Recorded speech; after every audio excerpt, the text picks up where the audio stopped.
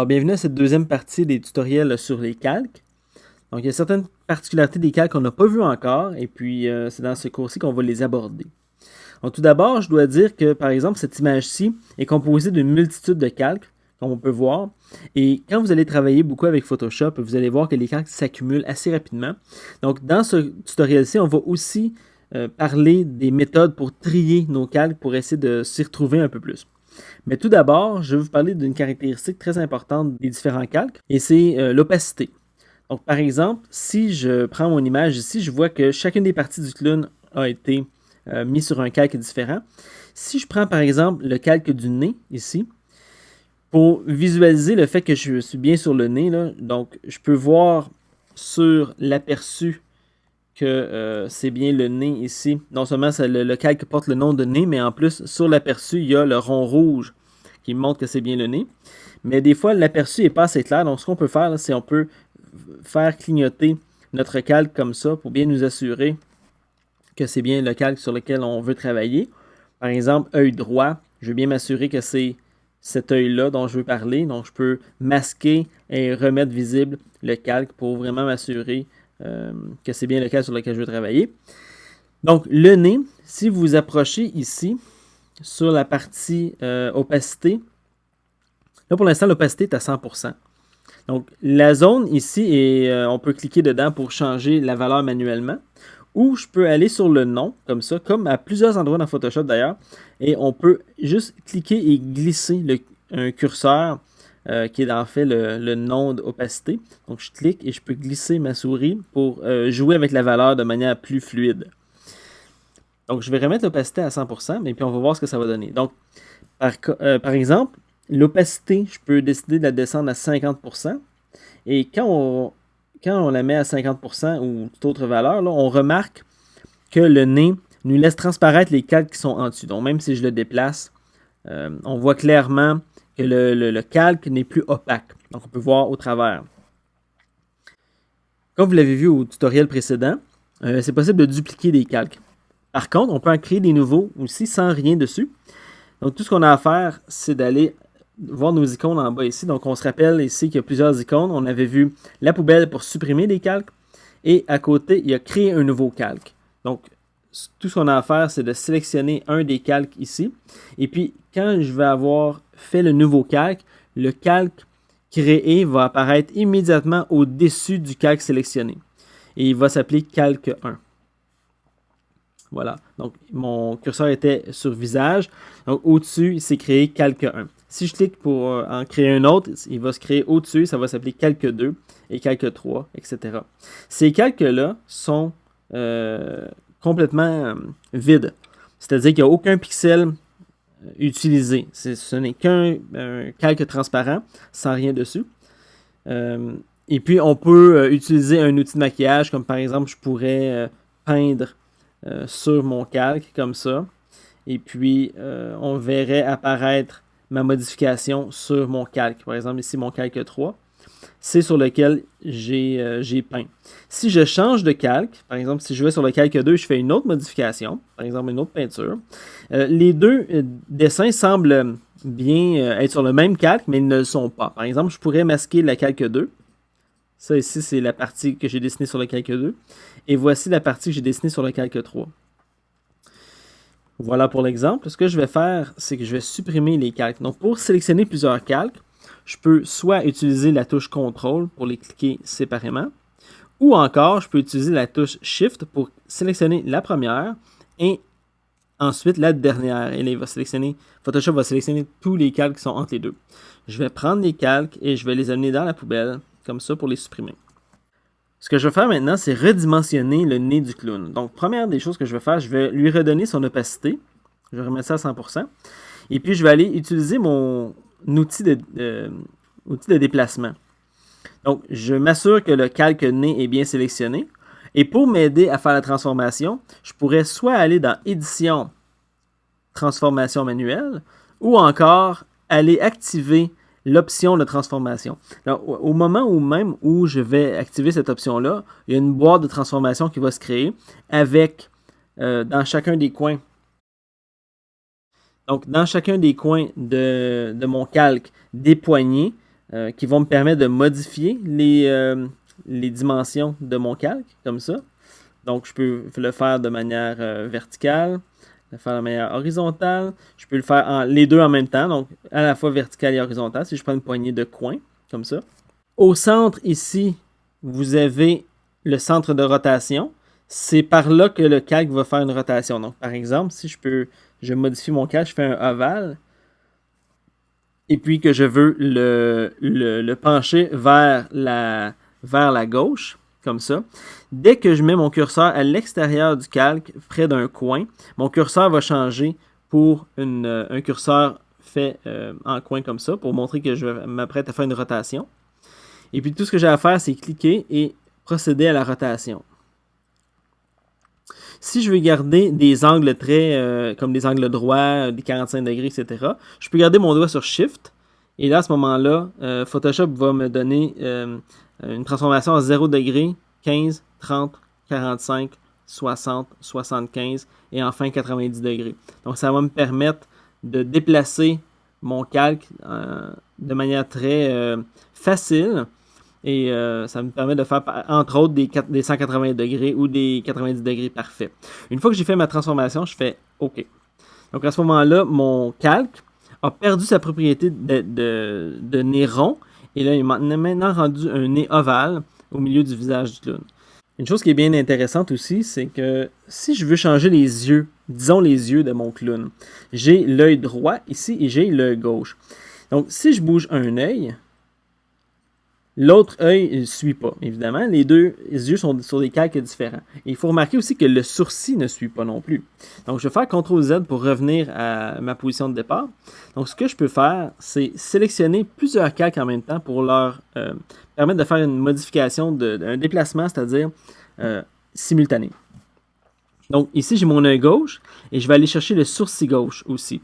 Donc, on remarque que la boîte de déplacement, de modification, englobe les deux calques. Donc, à partir de ce moment-là, je peux déplacer les deux calques en un coup. Je peux même déplacer les deux yeux et les deux sourcils. Tout ce que j'ai à faire, c'est de prendre les deux sourcils et les deux yeux, comme ça. Et la boîte fait le tour de tous les calques et je peux les déplacer. Je peux les modifier la grosseur, comme ça. Et je peux même en faire la rotation. Pour ce qui est des rotations, il y a une chose qui est intéressante, c'est que le centre de rotation est bougeable. Donc, depuis tantôt, quand je fais une rotation, là, on comprend que le centre de rotation, c'est ici, le pivot. C'est vraiment le centre ici. Par contre, si je le déplace, je le prends et je le mets ailleurs, ici, on voit que le calque complet fait une rotation en fonction de ce point.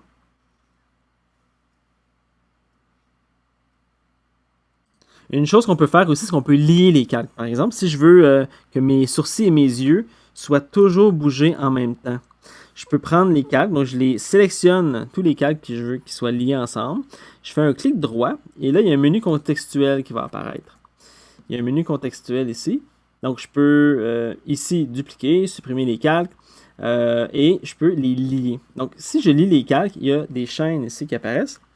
Puis ça, ce que ça fait, c'est que ça m'indique que dès que je prends un de ces quatre calques-là, les autres vont être attachés logiquement à celui-ci. Donc, si je prends par exemple un gauche, ben, si je fais un déplacement, tous les autres calques vont suivre quand même. Donc, c'est une manière de fusionner les calques entre eux sans pour autant que ce soit destructeur.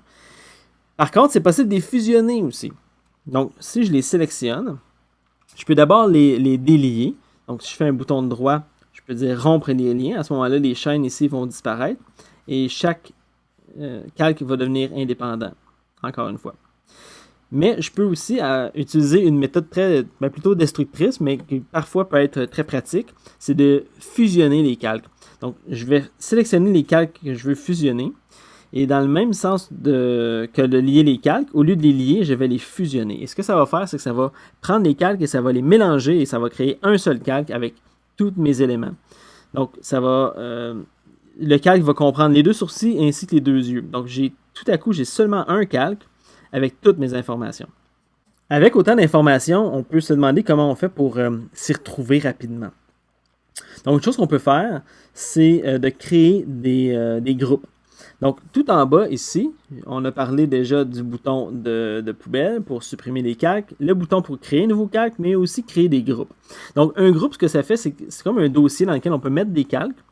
Et puis, ça partage beaucoup de caractéristiques avec un calque. Par exemple, on va pouvoir le masquer, on va pouvoir le dupliquer, jouer avec son opacité, lui donner des styles, etc. Donc, en cliquant sur le « Créer un groupe », il y a un groupe qui se crée au-dessus du calque qui était sélectionné.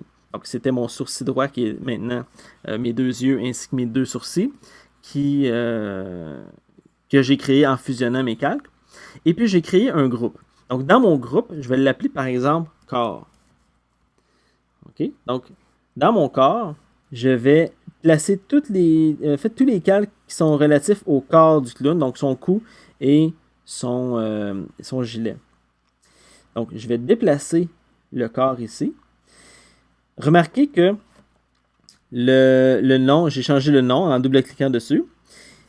Ici, on voit l'icône du dossier qui est ouvert. Ça veut dire qu'on voit l'intérieur du dossier. Pour l'instant, il n'y a aucun calque. Donc, ce que je vais faire, c'est que je vais mettre le calque costume et le calque cou dans le groupe corps. Comme ça, et je les ai sélectionnés et je les prends et je les fais glisser dans le groupe. Et on remarque que les deux calques sont dans le groupe parce qu'ils sont en retrait un petit peu par rapport aux autres calques.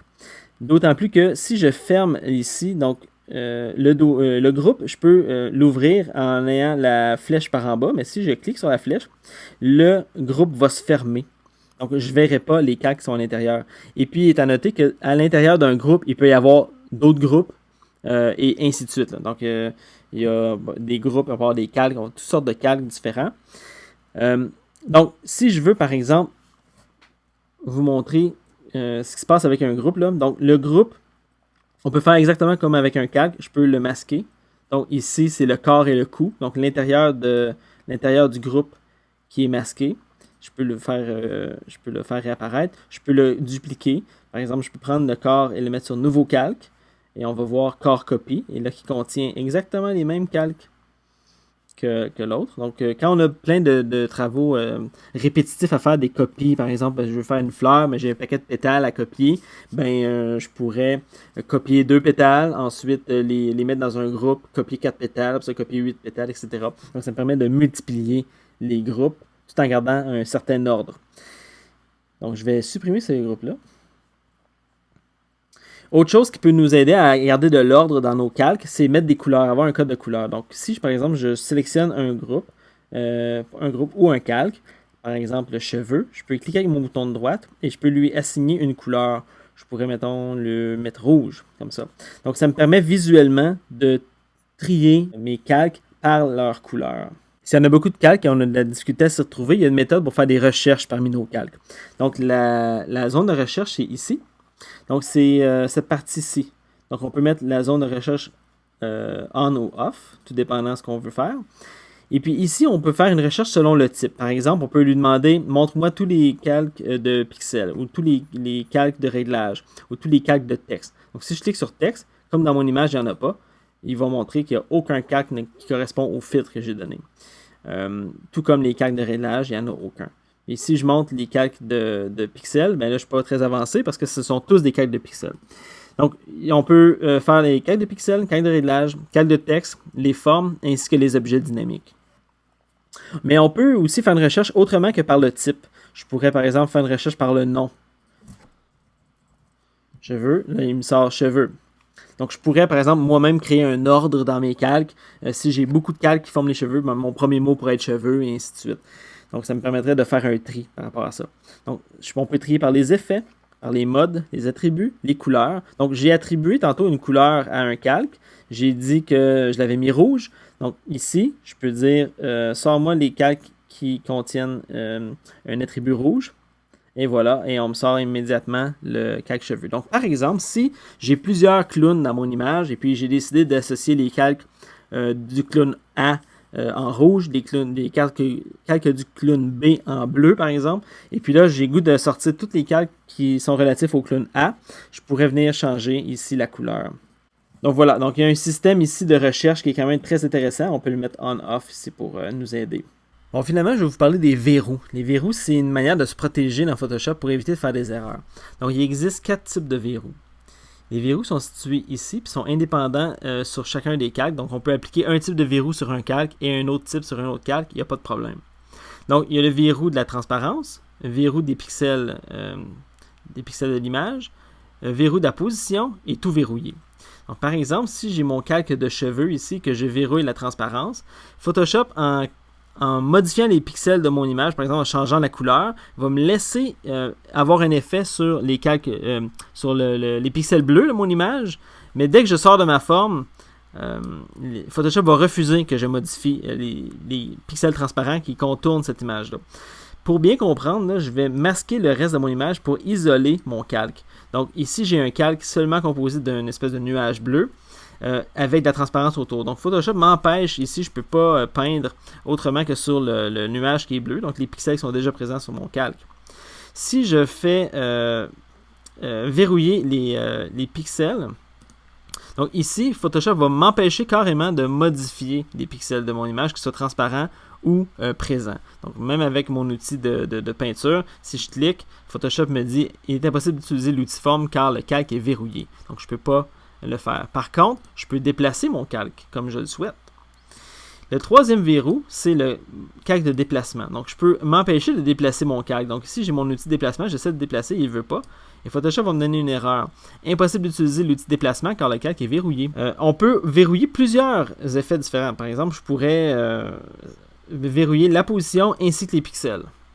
Donc, je pourrais verrouiller les deux éléments ensemble. Ou je pourrais tout simplement dire verrouiller tout. À ce moment-là, je ne peux pas modifier la position. Je ne peux pas modifier les pixels qui sont sur mon image. Donc, mon image va rester telle quelle tant et si longtemps que je n'enlèverai pas le verrou sur mon calque. Donc, c'est ce qui met fin au tutoriel sur les calques, le deuxième tutoriel sur les calques. Évidemment, on va en apprendre plus sur les calques prochainement, mais avec ce deuxième tutoriel, on fait le tour des éléments essentiels contournant cette fonctionnalité de Photoshop.